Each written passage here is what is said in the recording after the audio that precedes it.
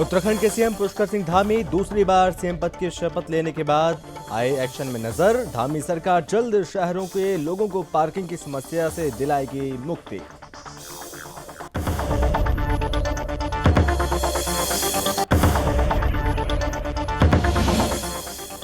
उत्तराखंड में मौसम विभाग ने जताया अनुमान, 9 अप्रैल से 12 अप्रैल तक तापमान सामान्य से बहुत ज्यादा रहने की आशंका। मौसम विभाग ने रेड अलर्ट किया जारी।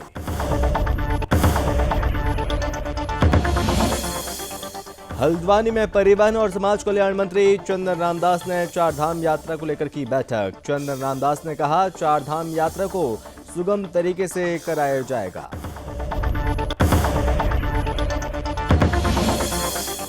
उत्तराखंड में भी सीएम पुष्कर सिंह धामी के दिशा निर्देश पर प्रशासन हुआ सतर्क। प्रशासन ने किच्छा में तालाब की भूमि पर अवैध रूप से कब्जा कर किए गए भवन निर्माण को कराया ध्वस्त।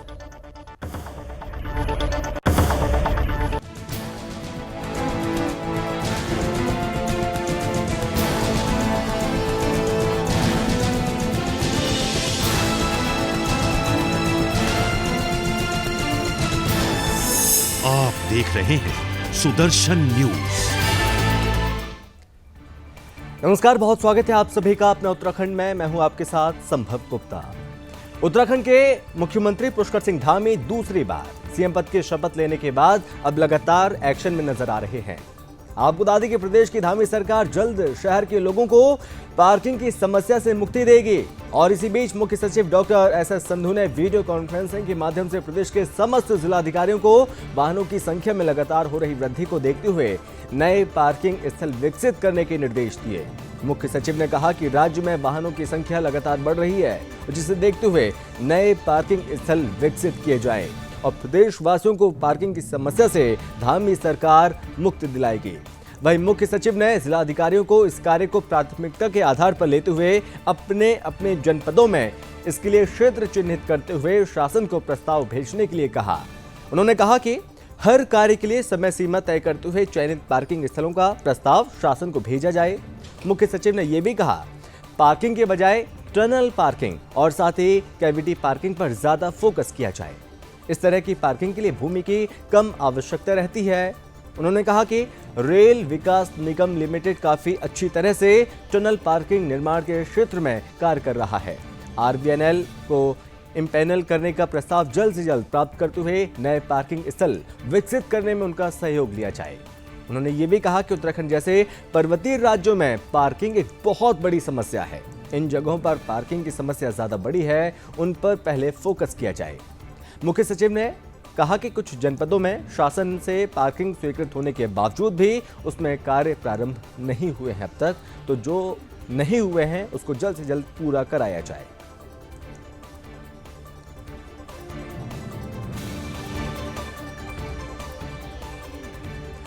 उत्तराखंड के कई इलाकों में जंगलों में आग लगने के बीच मौसम विभाग ने 9 अप्रैल से 12 अप्रैल तक तापमान सामान्य से बहुत ज्यादा रहने की आशंका जताई है और रेड अलर्ट भी जारी किया। इससे फसलों और सब्जियों को नुकसान होने की आशंका जताई गई है। उत्तराखंड के कई इलाकों में जंगलों में लगी आग से वातावरण में बढ़ी गर्मी के कारण बर्फ पिघलने और हिमस्खलन का खतरा बढ़ गया। इस बीच मौसम विभाग ने पर्वतीय जिलों में तापमान के सामान्य से बहुत ज्यादा रहने की आशंका जाहिर की और रेड अलर्ट जारी किया। बढ़ते पारे की वजह से फसलों सब्जियों को भारी नुकसान हो सकता है और विभाग की ओर से एडवाइजरी जारी की गई है। मौसम विभाग के वरिष्ठ मौसम वैज्ञानिक विक्रम सिंह ने कहा कि 9, 10, 11 और 12 अप्रैल को उत्तरकाशी, टिहरी, चमोली, रुद्रप्रयाग, पिथौरागढ़, अल्मोड़ा, बागेश्वर, नैनीताल और चंपावत में सामान्य से बहुत ज्यादा तापमान रहने का अनुमान है। इस दौरान इन जिलों में कुछ स्थानों पर वन अग्नि की घटनाएं भी बढ़ सकती हैं और फसलों और सब्जियों पर भी गर्मी का असर देखने वाला है। वहीं मौसम विभाग ने किसानों को तेज धूप से फसल को झुलसने से बचाने के लिए नियमित तौर पर सिंचाई करने के निर्देश दिए हैं।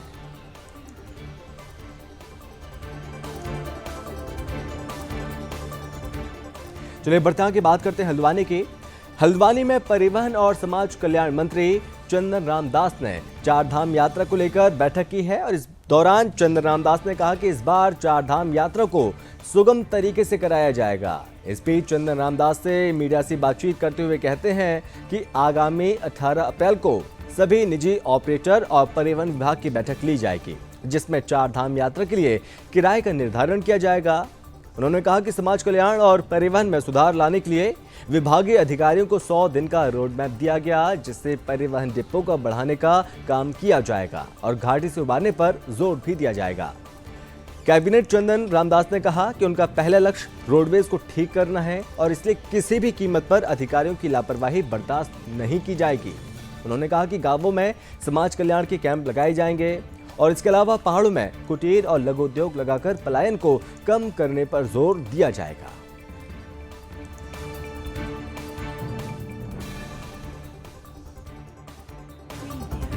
परिवहन विभाग की मैंने समीक्षा की है और परिवहन विभाग में जो रोडवेज सेक्टर है उसकी सबसे ज़्यादा समस्याएं हैं और मैं समझता हूं कि जो रोडवेज का घाटा है, वेतन की समस्या है, अपने कर्मचारियों के ड्यूज हैं, उनको निस्तारण करने के लिए मैंने विशेष योजना बनाई है और 100 दिन का मैंने रोड मैप तैयार किया है और मैं 100 दिन के अंदर रोडवेज के घाटे को कम करने का प्रयास, कर्मचारियों को नियमित वेतन देने का प्रयास और जो रोडवेज के कई बस स्टेशन हैं जो खस्ता हालत में हैं, जो विवादित हैं, उनको भी मैं निस्तारित करने का प्रयास करूंगा।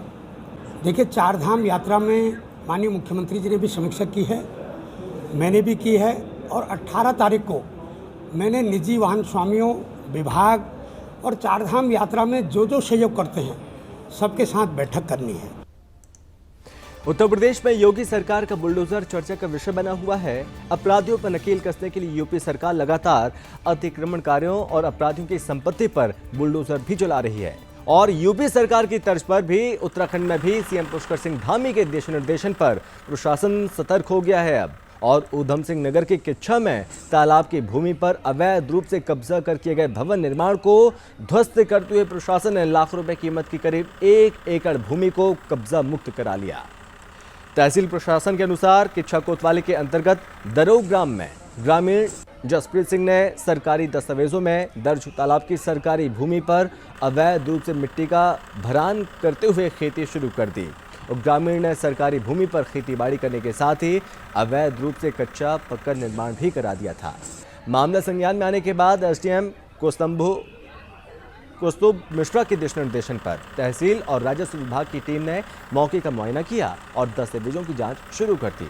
जांच के दौरान सरकारी भूमि पर कब्जा करने और अवैध निर्माण का मामला सही पाया गया और जिसके बाद जांच पूरी होने के बाद एसडीएम कौस्तुभ मिश्रा के नेतृत्व में तहसील प्रशासन और राजस्व विभाग के तमाम अधिकारियों के साथ पुलिस फोर्स मौके पर पहुंची। एसडीएम कौस्तुभ मिश्रा के दिशा निर्देशन में बुलडोजर के माध्यम से सरकारी भूमि पर कराए गए अवैध निर्माण को ध्वस्त कर दिया गया और लाखों रुपए कीमत की करीब 1 एकड़ भूमि को प्रशासन ने कब्जा मुक्त कर अपने कब्जे में ले लिया। प्रशासन की कार्रवाई से सरकारी भूमि पर अवैध कब्जा करने वाले अतिक्रमणकारियों में हड़कंप मचा है। वहीं आपको बता दें कि एसडीएम ने कहा कि अभियान आगे भी जारी रहेगा।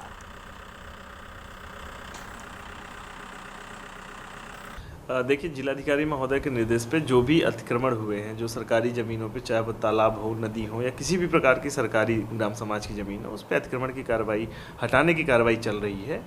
इसी क्रम में आज दरोग ग्राम में लगभग 1 एकड़ ज़मीन पे कब्जा लिया गया है और साथ ही जो भी निर्माण था उसको अवैध रूप से उसको ध्वस्त किया गया है। इसके साथ ही अन्य स्थानों पर भी इस प्रकार कार्रवाई चिन्हित की जा रही है, जहाँ पे भी अवैध रूप से, चाहे वो प्लॉटिंग के रूप में हो, चाहे वो निर्माण के रूप में हो, जहाँ कहीं भी सरकारी परिसंपत्तियों पर इस प्रकार का कब्जा किया गया उसको निश्चित तौर से मुक्त कराने की कार्रवाई चल रही है। चलिए बढ़ते हैं आगे, जहाँ पर डोईवाला के अस्पताल में भर्ती कराए गए एक ग्रामीण को अस्पताल के चिकित्सकों ने मृत घोषित किया, वेंटिलेटर से हटाकर परिजन को सौंप दिया और वहीं अंतिम संस्कार की तैयारियां करते समय परिजन को उनकी सांसें चलती हुई मिली, जिसके बाद आनंद फानन में ग्रामीणों ने मरीज को अस्पताल में भर्ती कराया। आपको बता दें कि खानपुर क्षेत्र के कर्णपुर गांव निवासी अजब सिंह की तबीयत ज़्यादा खराब होने पर उनके परिजन डोईवाला स्थित अस्पताल लेकर गए थे। बताया गया कि उनका ब्लड प्रेशर काफ़ी लो हो गया था और उपचार के दौरान चिकित्सकों ने उन्हें वेंटिलेटर पर रखा था और 4 दिन तक वेंटिलेटर पर रखने के बाद भी उनकी तबीयत नहीं सुधरी और परिजन के अनुसार चिकित्सक ने ग्रामीण को मृत घोषित कर दिया और वेंटिलेटर से हटाकर उनके परिजन को सौंप दिया। परिजन उन्हें घर वापस ले आए और अंतिम संस्कार की तैयारियां भी शुरू कर दी गई थी। बताया गया, जब अंतिम संस्कार से पहले उन्हें नहलाया जा रहा था तभी उनकी सांस चलती हुई महसूस हुई। इसके बाद आनन फानन में परिजन उन्हें अस्पताल लेकर पहुंचे। फिलहाल लक्सर के एक अस्पताल में ग्रामीण को भर्ती कराया गया, जहां उनका उपचार जारी है और इस मामले में अस्पताल के चिकित्सक की शिकायत करने की बात कही है। लेकिन सवाल उठता है कि आखिर अस्पताल में तो इतनी बड़ी लापरवाही हो कैसे गई है। अजब सिंह ग्राम कर्णपुर से हमारे पास एक पेशेंट आया था, जिसके साथ वाले बता रहे थे कि कहीं पे और एडमिट थे, वहाँ उन्हें मृत घोषित कर दिया और घर लेकर आ गए थे। लेकिन किसी ने बताया कि भारत हॉस्पिटल जाइए, तो पेशेंट यहाँ पर आया और पेशेंट का हार्ट प्रॉपर कंटिन्यू काम कर रहा था। हमारी डॉक्टर की टीम ने पेशेंट को जैसे चेक किया और पेशेंट अभी काफ़ी ठीक है और पेशेंट आईसीयू में एडमिट है और अब वाइटल्स वगैरह सब नॉर्मल चल रहे हैं। हम जब उनको ले जाकर एडमिट किया, उन्होंने लीवर पे काला पेड़िया बताया था और भी गुर्दों में किडनी में कुछ कमी थी अंदर, जो मतलब पूरे डैमेज नहीं थे। हड्डियों में बाढ़ बताया गया था, जबकि उसमें कुछ नहीं आया। दूसरे डॉक्टर की सलाह ली, उन्हें दिखाया और जी फिर इनका ट्रीटमेंट चलता रहा। चलते चलते उन्हें और ज़्यादा प्रॉब्लम हुई, पेट फूल गया, सांस नहीं आया, लैट्रिन नहीं आई, बाथरूम नहीं आया। फिर उन्होंने वो वेंटिलेटर पर गिर दिया, वेंटिलेटर पर गिर कर उन्होंने उसकी फिर छुट्टी कर दी, इसमें कुछ नहीं रहा। हाँ जी, जिंदा मृतक घोषित कर दिया। फिर हम इसको यहाँ पर लेकर आए गाँव में उसकी फिर मुँह से जब नली निकाल ली तो उन्हें फिर सांस आया और आज इन्हें 2 दिन हो गए हमने लक्सर भर्ती कर रखे हैं। अभी इनमें बहुत जान है, 50% इनमें जान है। विधानसभा चुनाव में कांग्रेस की करारी हार के बाद कांग्रेस अपने सदस्यता अभियान पर जोर दे रही है और इसी कड़ी में कांग्रेस की सदस्यता अभियान को लेकर हल्द्वानी में कुमाऊं मंडल की बैठक आयोजित की गई और कांग्रेस की सदस्यता अभियान को लेकर बैठक हुई। लेकिन बैठक में मुद्दा कांग्रेस पार्टी के अंदर अनुशासन और अनुशासनहीनता का ही उठा। इस बैठक में कांग्रेस के प्रदेश चुनाव प्रभारी राज्यसभा सांसद मौजूद रहे और इस बैठक में कांग्रेस के नवनिर्वाचित विधायकों ने कांग्रेस पार्टी में अनुशासन का मुद्दा उठाया। विधायकों ने अनुशासनहीनता के मामले पर तत्काल कार्रवाई की मांग की।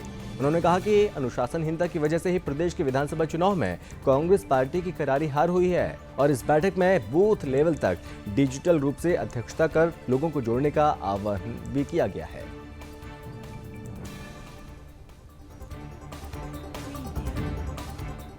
चलिए बढ़ता के बात करते हैं हरिद्वार की। हरिद्वार में उस वक्त हड़कंप मच गया जब परिजनों की किसी बात से नाराज होकर एक युवती ने आत्महत्या कर ली। वहीं रिश्तेदार और परिचितों को युवती की मौत की जानकारी दी। परिजनों ने अंतिम संस्कार की तैयारी शुरू कर दी और इधर युवती की आत्महत्या की सूचना मिलने पर अंतिम संस्कार के लिए शव को लेकर जा रहे परिजनों को पुलिस ने रास्ते में रोक लिया और जिसके बाद पुलिस ने परिजनों से पूछताछ की, शव को पोस्टमार्टम के लिए अस्पताल भेज दिया।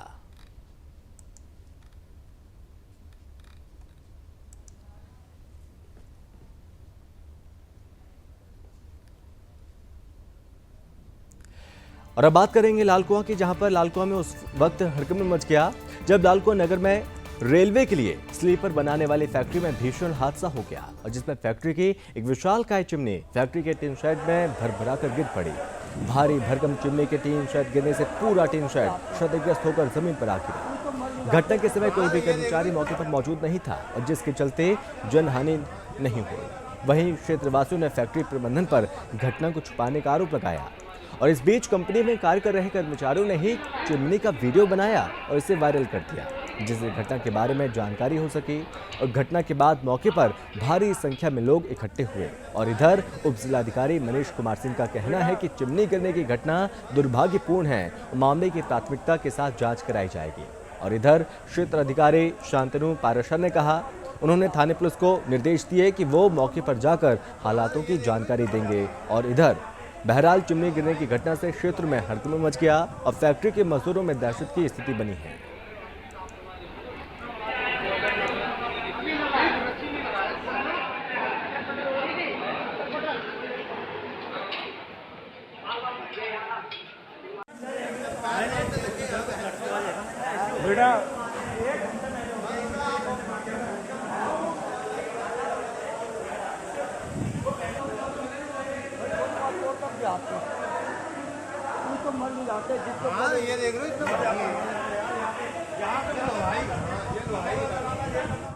ऋषिकेश के हरिद्वार रोड पर स्थित संजय झील का यहाँ पर सौंदर्यीकरण कार्य जल्द ही पूरा होने वाला है। संजय झील का निरीक्षण करने शहरी विकास मंत्री प्रेमचंद अग्रवाल पहुंचे और मंत्री ने मौके पर पहुंचकर झील के आसपास के सौंदर्यीकरण के कार्यों का जायजा लिया। मौके पर डीएफओ नीतीश मणि त्रिपाठी भी मौजूद रहे और मंत्री ने निर्माण कार्यों का जायजा लेने के बाद कहा कि कुछ ही महीनों में ये स्थान खूबसूरत पर्यटक स्थल के रूप में बनकर तैयार होने वाला है और जो कि बाहर से आने वाले पर्यटकों के लिए प्राकृतिक नज़ारों का केंद्र बनेगा।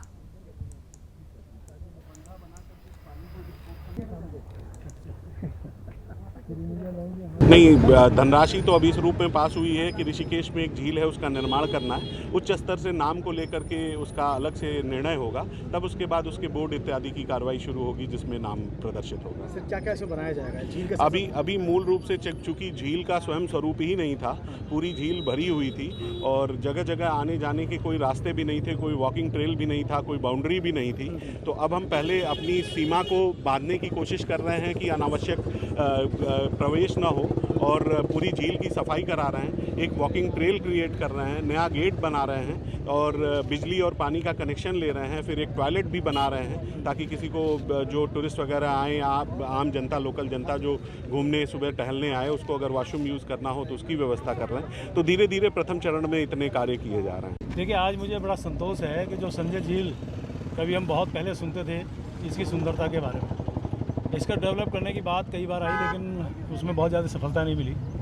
लेकिन जिस प्रकार से पिछले दौरान यानी पिछले कार्यकाल में लगातार मेरी माननीय मुख्यमंत्री जी घोषणा के बाद यहाँ बैठ के लगातार मेरे द्वारा ली गई और उसमें परिणाम आज मुझे दिखाई दे रहा है। 75 लाख प्लस 10 लाख यानी 85 लाख रुपए यहाँ के लिए स्वीकृत हुआ और जिस प्रकार से आज मैंने इसका पूरा निरीक्षण किया, कितना सुंदर अंदर है, कैसी सुंदरता उसके अंदर है, ये पर्यटन दृष्टि से बहुत महत्वपूर्ण है। आप देखिए कि जिस प्रकार से जो 40 लाख रुपए अभी वन विभाग के खाते में आया है, जिससे यहाँ बेंच लग गई हैं, जगह जगह जाल लग रहे हैं और पैच यानी कि जो ट्रैक है उसको बनाने का काम शुरू हो गया है। और मैं जिस प्रकार से जब वो बिल्कुल साइड में मैं गया तो जहाँ से पानी नेचुरल पानी निकल रहा है, गाँव की भाषा में उसे ओगड़ बोलते हैं, और प्राकृतिक जो पानी जो निकल रहा है उतना स्वादिष्ट, मैंने पी के देखा, बहुत मीठा पानी है। और चलिए खबरों में आगे बढ़ेंगे, बात करेंगे जनपद पौड़ी जिले के चौबट्टाखाल विधानसभा क्षेत्र की ग्राम सभा अमोठा और केशरपुरा के 70 से 80 परिवार पानी की एक एक बूंद के लिए परेशान हैं, तरस रहे हैं। मजबूरन ग्रामीणों को कई किलोमीटर दूर से पानी लाना पड़ रहा है और मामले में ग्रामीण कई बार जल संस्थान से लेकर प्रशासन तक गुहार लगा चुके हैं, मगर अभी तक समस्या का समाधान बिल्कुल भी नहीं हो पाया। ग्राम सभा अमोठा और केशरपुर में हर घर नल जल योजना के तहत पेयजल लाइन खींची गई थी, जिसमें टैंक के जरिए पानी इकट्ठा कर लोगों के घरों में पानी भेजा जाना था। लेकिन बरसात के कारण पानी का टैंक खराब हो गया, जिससे गांव में पानी की सप्लाई पूरी तरह से बाधित हो गई। ग्रामीण ठेकेदार पर घटिया निर्माण कार्य का आरोप लगा रहे हैं। वहीं ग्रामीणों का यह भी कहना है कि जब भी ठेकेदार से टैंक ठीक करने की बात की जाती है तो वो इस बात को टाल देता है, जिसके कारण गांव वाले पिछले 6 महीने से पानी के लिए तरस रहे हैं। इस मामले की शिकायत विधायक और कैबिनेट मंत्री सतपाल महाराज से भी की गई। इस मामले में जल संस्थान के अधिशासी अभियंता ईपीसी गौतम का कहना है कि ग्रामीणों की समस्या को देखते हुए जल्द ही नए टैंक की व्यवस्था की जाएगी और ठेकेदार फिर से काम को करेगा और जिसकी मॉनिटरिंग वो खुद करेंगे। उन्होंने कहा कि जल्द से जल्द ग्रामीणों की समस्या को दूर करने का प्रयास जल्द ही किया जाएगा। एक बार कुछ तो लगभग 1 हफ्ता हो गया सर। 1 हफ्ते से लोग यहाँ, हम प्रधान जी और देख ही रहे हो आप, सबके सब परेशान हो रखे हैं और वो ठेकेदार जी को हम 2-3 बार फ़ोन भी कर चुके हैं, पर इस पर उन्होंने कोई अमल नहीं किया। और साथ ही में हम ये आप देख ही रहे होंगे कि कभी इधर कभी उधर कभी ऊपर टंकी में जा रहे हैं, तो हफ्ते भर से लोग परेशान हो रखे हैं। तो क्या चाहते हो? हम यही चाहते हैं कि काम स्वयं आए, काम करे। हम यही चाहते हैं कि काम हो, सबके लिए, सबके हित में काम हो, पर उन्होंने देख के तो लग नहीं रहा कि वो काम करेंगे ऐसा, क्योंकि हम 1 हफ्ते से उनको फ़ोन कर करके परेशान हो चुके हैं। ना वो आ रहे हैं, वो कल परसों कर करके टाल रहे हैं ऐसा काम। कौन? ठेकेदार साहब। क्या चाहते हो आप? ठेकेदार के खिलाफ कार्रवाई होनी चाहिए? बिल्कुल होनी चाहिए, सख्त कार्रवाई हो। ने जो काम किया है बिल्कुल बेकार काम कर रखा है। वहाँ पे BFG टंकी नहीं बनी है, BFG उन्होंने बनाई है, वो नदी आते हुए पूरी बह गई है, ठीक है। और घर घर योजना दे रखी है उन्होंने, तो कोई पानी नहीं आ रहा, हमें कोई उसमें मतलब वो नहीं मिल रहा, पानी का लाभ नहीं मिल रहा है। तो ये बेमतलब का हमारे लिए ड्रामा हो रखा है। हम कई दिनों से यहाँ पे हफ्ते भर से पानी के लिए परेशान हो चुके हैं। और सबसे पहले मैं ये कहना चाहता हूँ कि ग्राम सभा कठुली का प्रधानपति हूँ मैं, और मैं ये चाहता हूँ कि ये ग्राम सभा की लाइन दूसरी ग्राम सभा में क्यों दी गई है। सबसे पहले मुख्य कारण मेरा ये है कि उस ठेकेदार ने मिल के दूसरी ग्राम सभा में क्यों इस लाइन को वो किया है, किसी के दबाव में किया है, क्या किया है। यहाँ पे पानी की बहुत ज़्यादा किल्लत हो रही है। मैं सरकार से और अपने उससे मित्रों से अनुरोध करता हूँ कि इस पानी पे विशेष ध्यान दिया जाए और कम से कम लोगों को लाभ मिले इस पानी का। पानी की बहुत ज़्यादा किल्लत हो रही है। इसके मोटा केसरपुर का जो स्रोत पे जो बरसात में पत्थर आने का टूटा हुआ था, उसके लिए जो है हम जो है लेबर लगा करके 1 हफ्ते के अंदर इसको काम शुरू करा देंगे। ये भी हमारे संज्ञान में बाद में ही आया, इस वजह से इसमें विलम्ब हुआ है काम और कराने में। हालांकि अस्थायी रूप से तो पानी जा रहा है, लेकिन कम मात्रा में जा रहा पानी। इसको 1 हफ्ते के अंदर आप शुरू करा करके करा देंगे। चलिए बढ़ते आगे। ऋषिकेश के वन विभाग की ओर से आईडीपीएल के परिसर को एक कर खाली करवाने की तैयारी अब हो चुकी है। आईडीपीएल की 833 एकड़ वन भूमि की लीज खत्म होने के बाद वन विभाग आईडीपीएल प्रशासन को सहूलियत के हिसाब से संपूर्ण परिसर को खाली करने की बात कह चुका है। और सबसे पहले आईडीपीएल फैक्ट्री का प्रशासनिक भवन और उसके बाद खाली पड़ी जगह विभाग अपने कब्जे में लेने वाला है, जिसके बाद आवासीय परिसर और कृष्णानगर कॉलोनी का क्षेत्र वन विभाग अपने कब्जे में ले लेगा। निरीक्षण के दौरान डीएफओ नीतीश मणि त्रिपाठी ने ये जानकारी दी।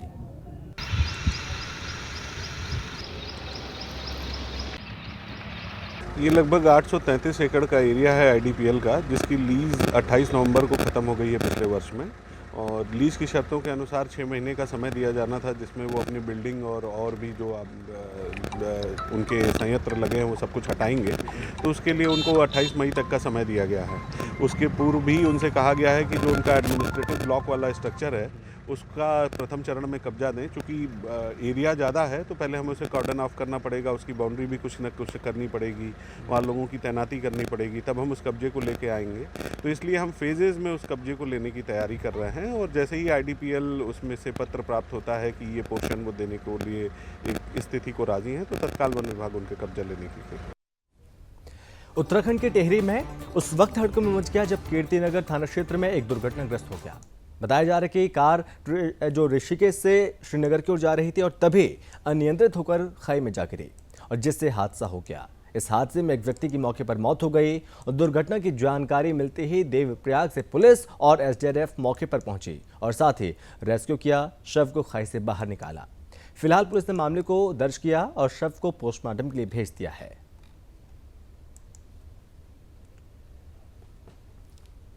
विकासनगर तहसील के जुड्डोवासी क्षेत्र में यमुना नदी पर 120 मेगावाट क्षमता की व्यासी परियोजना के बनने से डूब क्षेत्र में आ रहे लोहारी गांव के बांध विस्थापितों को जिला प्रशासन ने 2 दिन के अंदर घर खाली कराने का अल्टीमेटम जारी किया। वहीं पुश्तैनी घरों को छोड़कर नए घर की तलाश में निकले बांध विस्थापितों का दर्द उनकी आंखों से छलक पड़ा।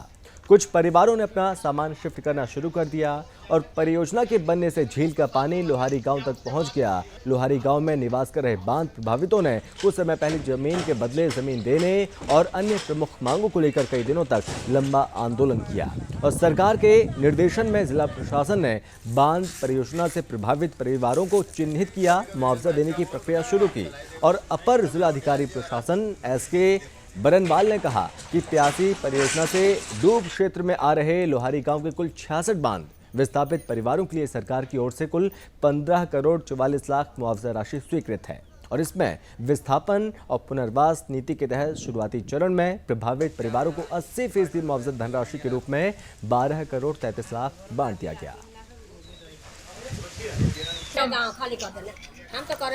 हमारे साथ जो व्यवहार शासन और प्रशासन द्वारा किया गया है ये बिल्कुल अमानवीय व्यवहार है, क्योंकि परियोजना के लिए हमने अपनी ज़मीन, घर बार, अपनी संस्कृति, अपने खेत खलियान, अपने देवी देवता सब कुर्बान कर दिए हैं, परंतु सरकार द्वारा और शासन प्रशासन द्वारा हमारा अभी तक कहीं भी उचित विस्थापन नहीं किया गया, जिसके कारण से हमें बहुत दुख है। ऐसा बर्ताव तो सरकार के द्वारा किसी के साथ नहीं किया जाता जैसा लोहारी वालों के साथ किया गया। हमें बहुत दुख है। हमारे पुश्तैनी जो ज़मीन थी, हमारे जो बुज़ुर्गों ने बड़े मेहनत के साथ बनाया था, उसको आज उत्तरांचल जल विद्युत निगम द्वारा और शासन द्वारा नेस्त नाबूद कर दिया गया। उत्तराखंड के पिथौरागढ़ में स्वास्थ्य विभाग की तरफ से जागरूकता अभियान चलाया गया और इस दौरान स्वास्थ्य विभाग ने लोगों के टीकाकरण को लेकर लोगों को जागरूक किया। और जब शुरुआत में लोग टीका केंद्रों में आने से घबरा रहे थे, तब स्वास्थ्य विभाग ने सोशल मीडिया का सहारा लिया और लोगों को टीकाकरण के लिए जागरूक किया। इसके बाद बच्चे, बूढ़े, बुजुर्ग और सभी टीका केंद्रों में आने लगे। कई लोग ऐसे भी थे जिन्होंने डर से टीका नहीं लगवाया, लेकिन अब ये टीके की दोनों डोज लगवा चुके हैं। और कोविड संक्रमण की रोकथाम के लिए देश में जनवरी 2021 में टीकाकरण अभियान की शुरुआत की गई। इसमें सबसे पहले फ्रंटलाइन वर्कर्स को टीका लगाया गया और तब टीकाकरण के लिए लोगों के मन में डर भी था। तेज बुखार आने के साथ ही कमजोरी हो रही थी और कई लोग बीमार भी हो रहे थे। इसके बाद कई लोगों ने टीका केंद्रों का रुख तक नहीं किया और टीकाकरण से बचते हुए नजर आए।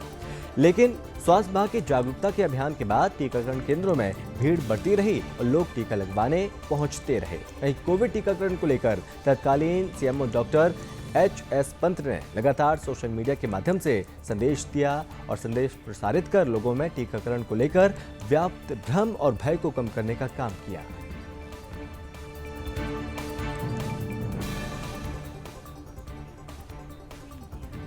जहां पूरे देश में एक तरफ क्रिकेट का खुमार छाया हुआ है, तो वहीं इस समय आईपीएल का सीजन भी शुरू हो गया।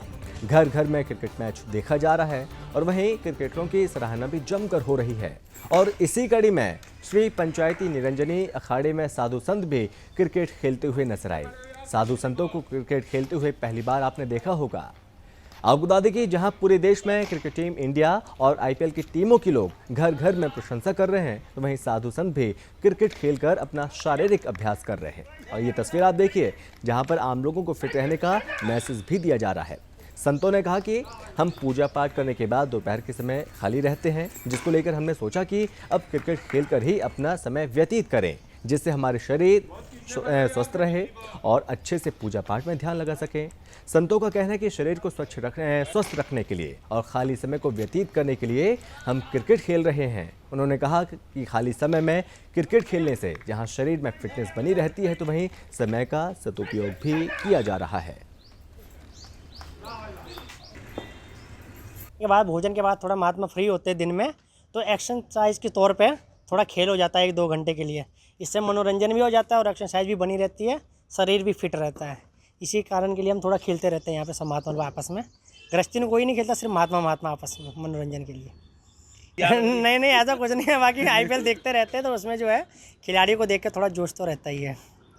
कितना मजा ले रहे हैं, इतनी धूप हो रही है सबको जितना। हमारा तो खाली एंजॉय के है, अपने थोड़े एक्सरसाइज के लिए है, क्योंकि हमें ज़्यादा इधर उधर घूमने का समय नहीं मिल पाता है, पूजा पाठ से समय नहीं मिल पाता है। इसलिए अपना सभी महात्मा लोग मिलकर के, बड़े छोटे गुरु भाई हैं सभी, और सभी अपना एंजॉय कर रहे हैं, अपना टाइम पास कर रहे हैं। और इसी के साथ अपने उत्तराखंड में बस इतना ही। आप बने रहिए सुदर्शन न्यूज़ के साथ। जय हिंद।